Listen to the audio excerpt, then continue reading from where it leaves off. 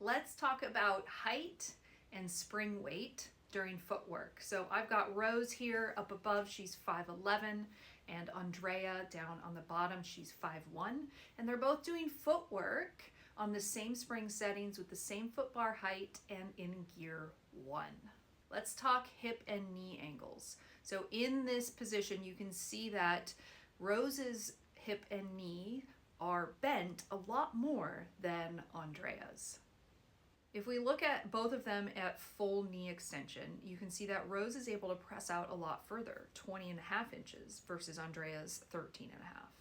And because of that, you can see that Rose is actually moving 91 pounds at full extension versus Andrea's 69 pounds. So if we look at Rose in 3 different gear positions, so up at the top we've got first gear, then we've got second gear, then down here we've got third gear.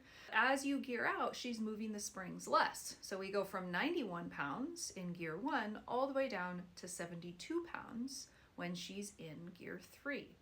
Now, really, moving the gear bar out is a very bad way to adjust spring tension. I'd much rather you just hook a spring on or off. And the reason you might adjust the gear position is to change her starting joint angles. And you can see here again in gear 1, gear 2, gear 3, her hip and knee angles change. So what is the right hip and knee angle to aim for?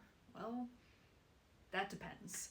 It depends on your intention with the exercise. It depends on the comfort and the capability of the client. I want my clients to work in as big of a range of motion as possible under load. And so you have to be really clear about what the intention is and have a back and forth with the student about what they're experiencing. You can't skip that step because it's not about matching Andrea to Rose or Rose to Andrea. Neither one of them is the standard.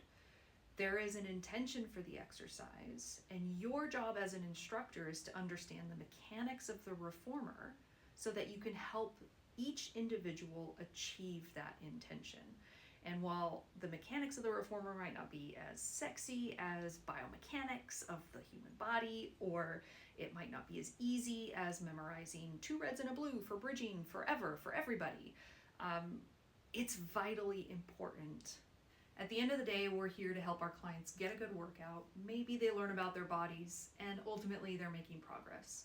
And that cannot happen if you don't understand how the reformer impacts the exercise for different people.